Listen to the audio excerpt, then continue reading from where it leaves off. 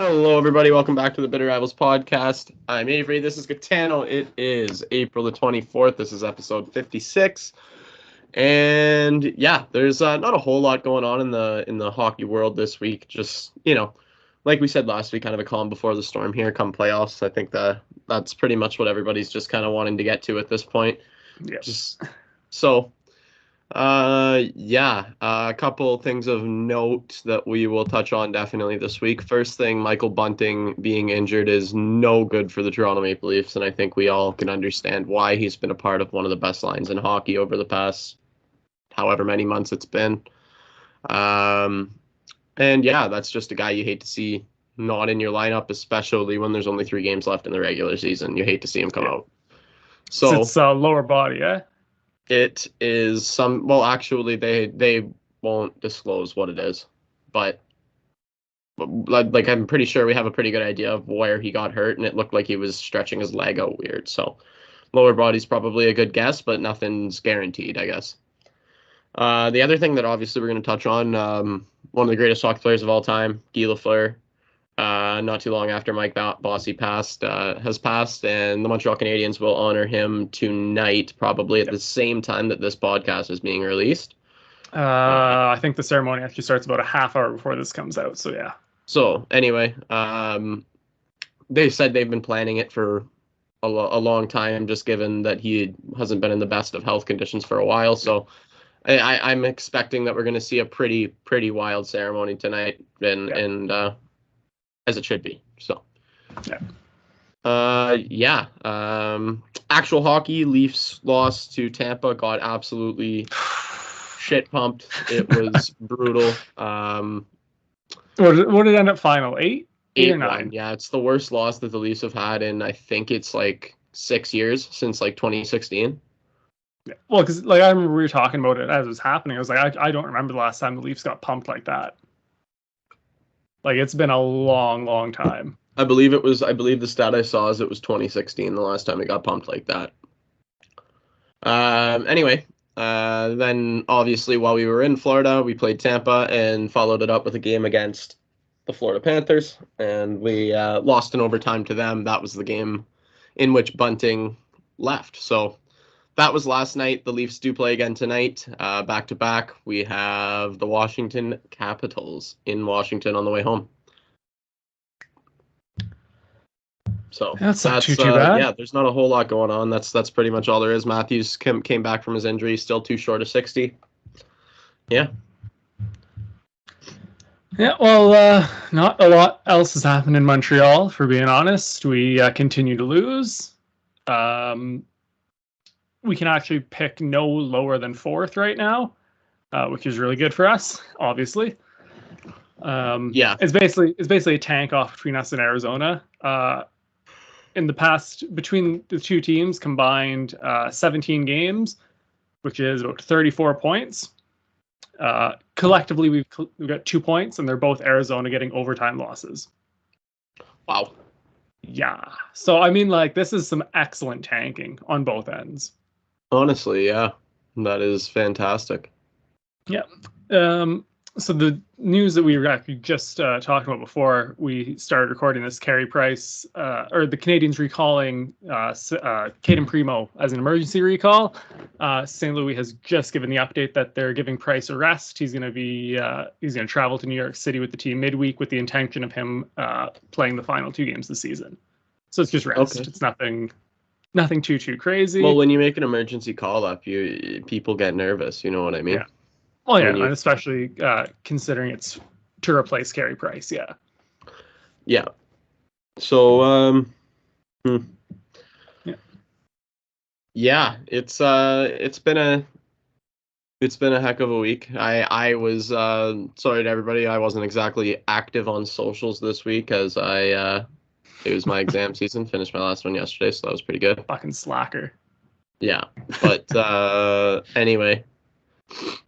Yeah, I think, like I said, I think we're all pretty just geared up. I'm waiting for the playoffs. I don't even like Leafs games aren't kind of even carrying the same weight that they have throughout the whole season. I just want them to be done and over with, and I want to get to the playoffs. I just want to. And nobody else gets hurt.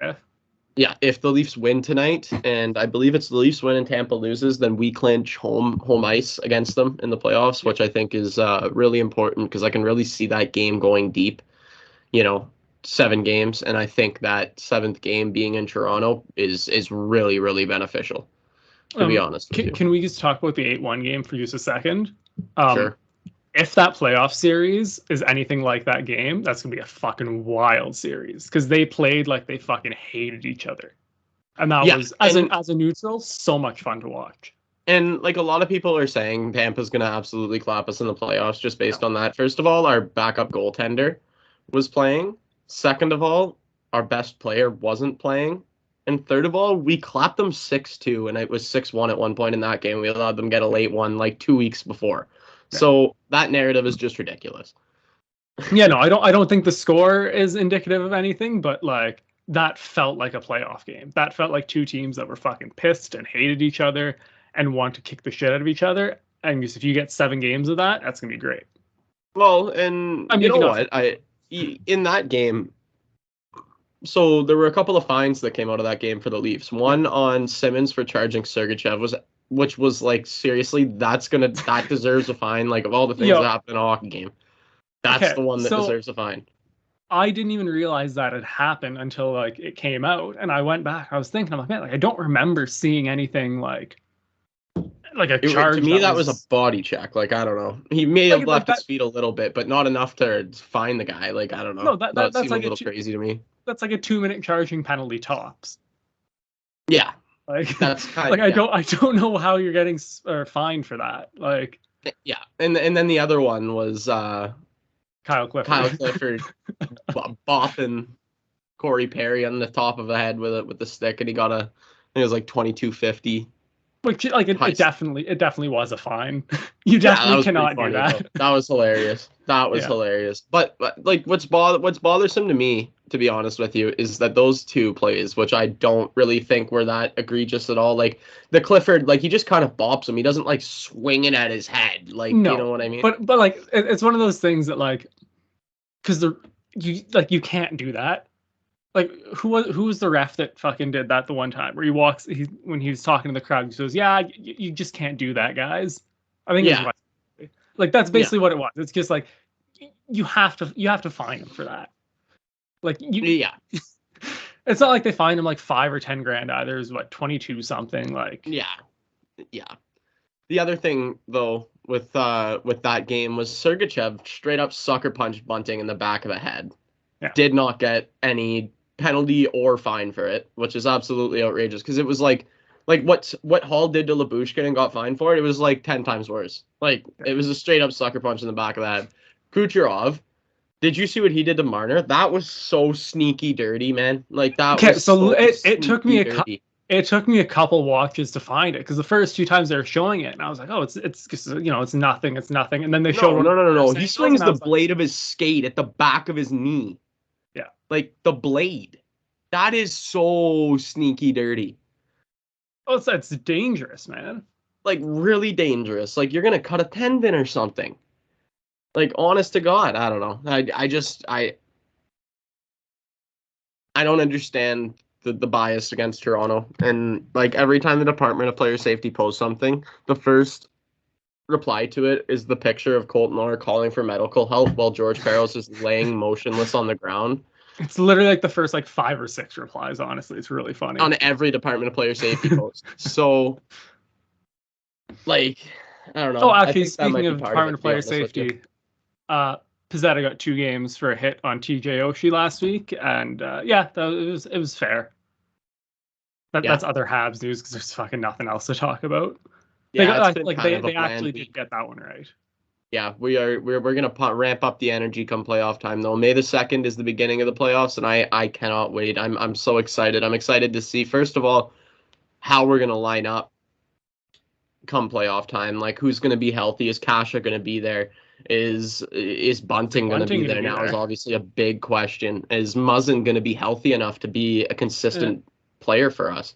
I don't know. Is Jack Campbell healthy? Jack Campbell's healthy. Yeah. Okay. Jack Campbell's healthy. He played last night. I believe Shelgren goes tonight. But to be honest with you, Jack Campbell had a great game last night. His last 3 starts, he's really looked solid. He's really looked like the guy that we need him to be in May. And that's a really good sign because we're 6 days away from May or whatever, like 7. So, yeah, it's important for him to be coming in to his own right now, and he is. And fans feel it and fans love it. So that's yeah, and like I said, I think because now with Bunting out, last night where Keefe went was to just throw Nylander on that line. So it was Marner, Matthews, Nylander, which is just ridiculous offensively, like just crazy.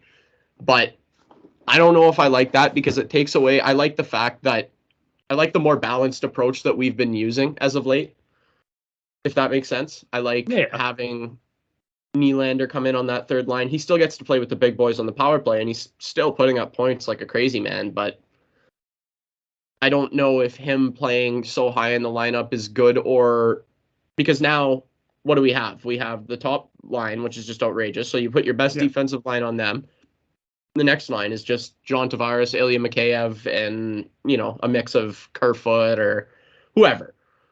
I like seeing Willie either on that second line or driving his own line. It makes us much harder to defend against, in my opinion. Well, yeah, because now instead of having to defend against, one or two line, you have to, lines. Yeah, you're defending against 3 strong lines, exactly. And that's not taking anything away from the third line. Like the third line of Camp, Engvall, and I don't even know who's been playing with them lately.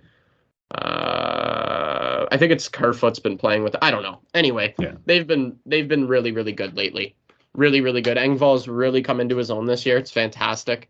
Him and Mikheyev, but Mikheyev fought last night. That was wild. That was crazy. But yeah, if you add a guy like Willie Nylander to that line, it goes from a good line to a better line, and that's just how that works. That's what am I talking about? That's who's been on that line is Nylander. So that line's been really, really good. But Kasha comes back, you throw him on that line. I think that's still a formidable third line too. You got your offensive firepower with Kasha and Engvall, who, like I said, has looked really, really good. He's scoring a lot of goals. And then Kampf is one of the best defensive forwards in the game. He reminds me a lot of a Philip Deneau, maybe not as high quality as Philip Deneau, but he's that kind of player. And it's a guy that we need. Another thing that I wanted to talk about just before we get into anything else, how many guys have like 30, 40, 50 goal seasons, 100, like 90, like how many guys are at a point per game pace right now? If you'd like me to pull up some stats, I can pull up some stats. Because this is the highest scoring year that I can remember in NHL, like in my lifetime, to be honest with you. I believe the actual fact is that this is the highest scoring season since like 95, 96. Yeah, something like that. So right now there's currently 7 guys with over 100 points, and there's a whole bunch of guys very close behind. We've got 4 50-goal scorers, 158 goal scorer. He's going to get 60. Bunch of guys. There's only 3 games left.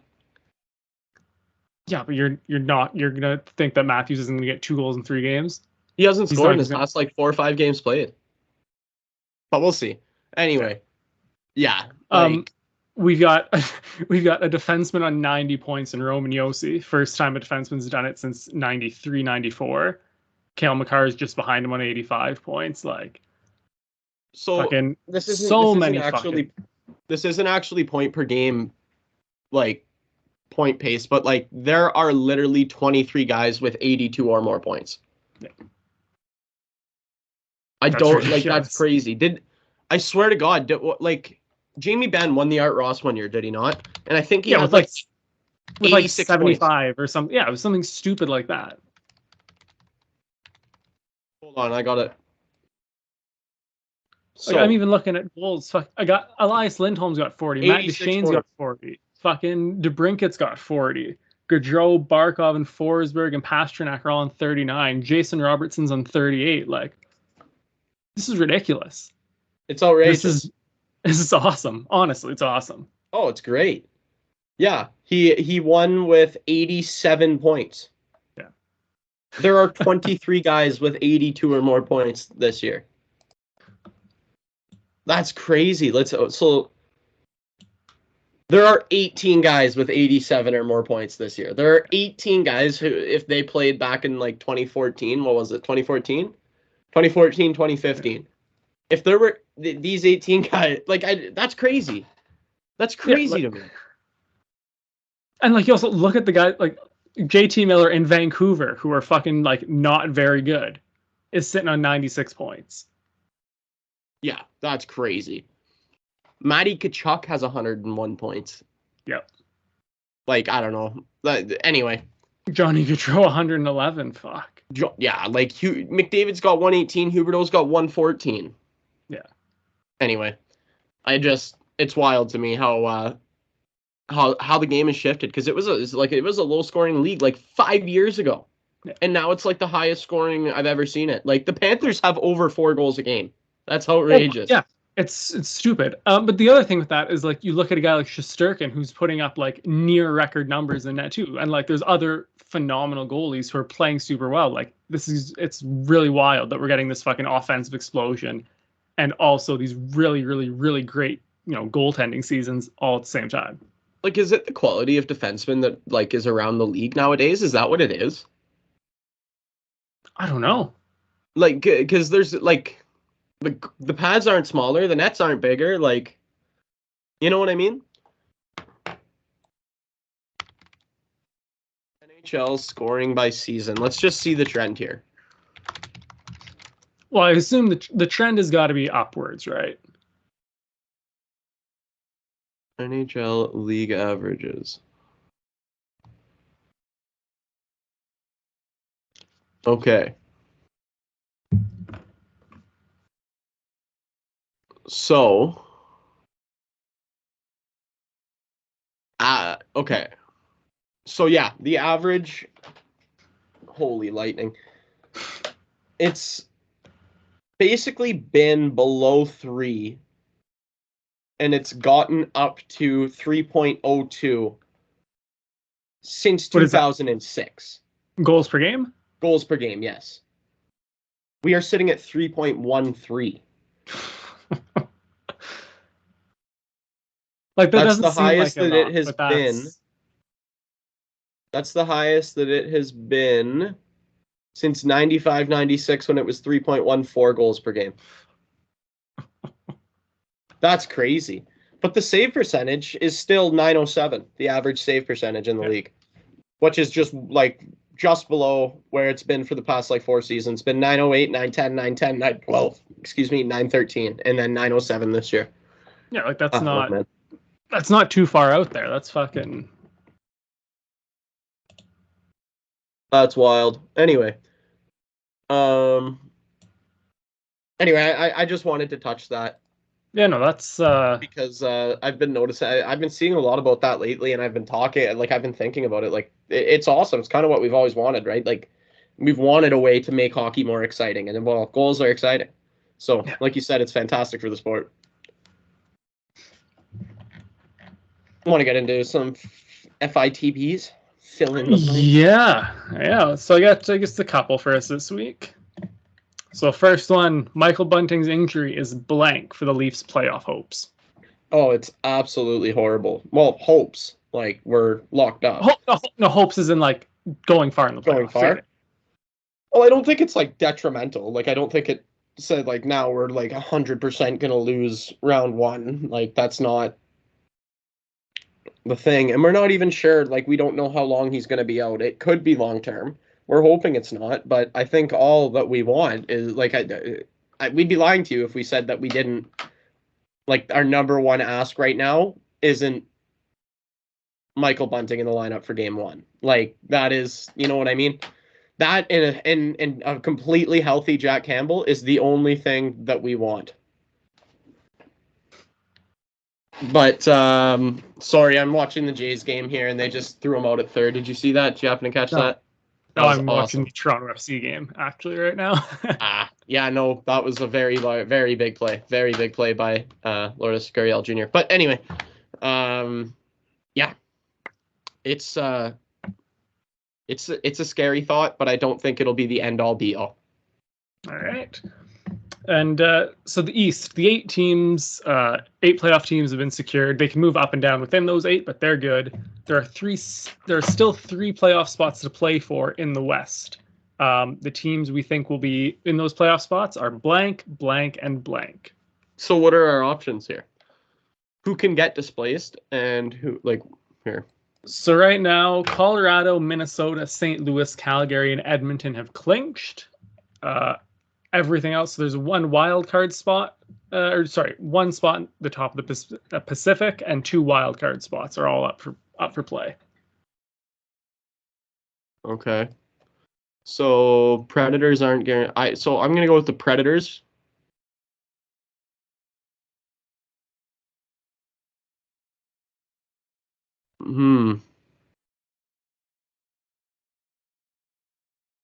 LA. I think, obviously. I think that's an obvious one, isn't it? Yeah, I LA and Nashville for sure. It's that the second wild card spot that I think is gonna get might get a little tricky. Dallas, no? Yeah, Dallas. I mean, I think Vegas is still in it. Vegas is still in it, but they're 4 points behind with. Yeah. Okay, they have an extra game to play too. Yeah, so that's what I mean. Like it could get a little tricky there. And Vegas they've not had a good season. They're a good team if they can get their shit together. Want to hear something wild? Since Jack Eichel started playing for them, Buffalo has a better record than Vegas does. Speaking of Vegas, that's something that we shouldn't just kind of forget about, is that whole scenario with Robin Lehner right now. Oh, yeah. Okay. You can take this one. So, like, I don't really understand how things go so sour with this guy all the time. So, like, he's been playing hurt for a while, from what I understand. He's also been pulled after allowing 1 goal in a period. He did not start the second. So after that happened, and he also just felt like he's been mismanaged in that they haven't been treating him right in Vegas. So he then says, I'm going to have surgery on my injury because I'm injured. I've been playing hurt. And they were like, nope, we expect you to be there Sunday. And he was just like, nope, wasn't at practice today. I guess they have an e-bug in practice today, but they're still expecting him to back up their backup. So he's backing up the backup. And this just reminds of, I think what everybody thinks about when they see this is how they treated Marc-Andre Fleury. This is they're only 4 years old, this team, right? Oh yeah. And they already are getting a reputation of treating their good players like absolute dog shit.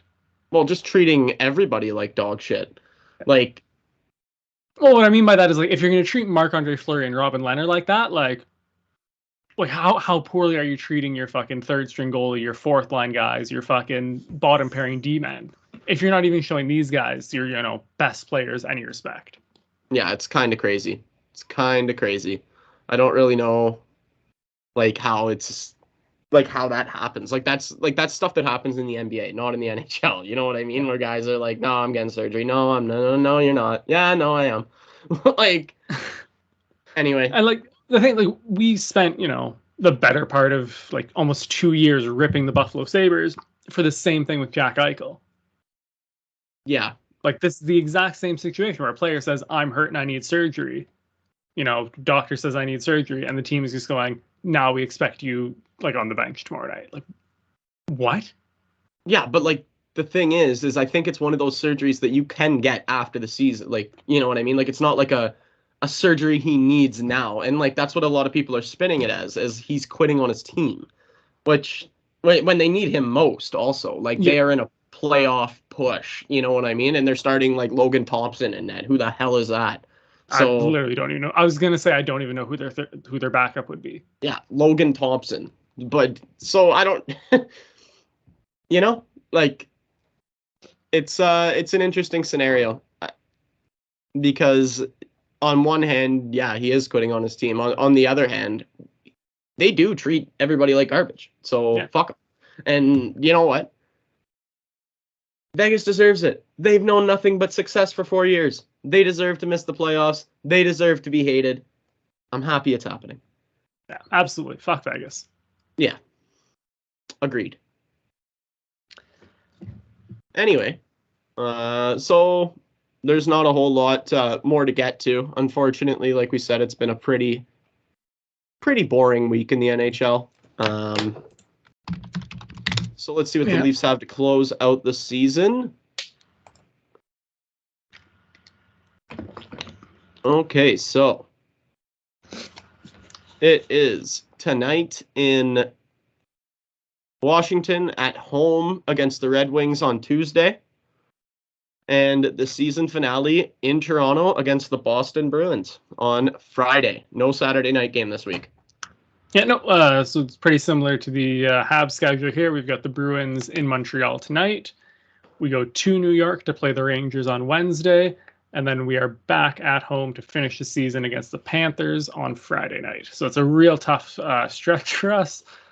Yeah, those are 3 not easy games. Actually, if we lose all 3 of those games, we will have the second worst point percentage in Montreal Canadiens history this year. Nice. That is just a fantastic record to shoot for, isn't it? Like, when the prize at the end is Shane Wright, I'm okay with it. Oh, hopefully. Hashtag pain for Shane. Hopefully. That's what the lottery's for. I think you have a 40. Don't you only have like a 10 or 12% chance of getting the first overall pick and like a 40% chance of picking fourth? I don't know what the percentages look like right now. I believe it's like you have I think it's 12% chance at first, 15 at second, 40% at fourth, and the rest at third. It's something like that. It's close to that. I'm trying to use.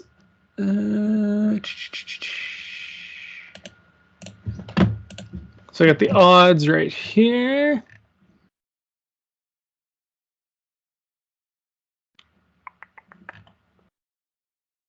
So it doesn't say, it just whoever finishes like last has 18.5%. Second last is 13.5%. Then it drops to 11.5%, and then 9.5%.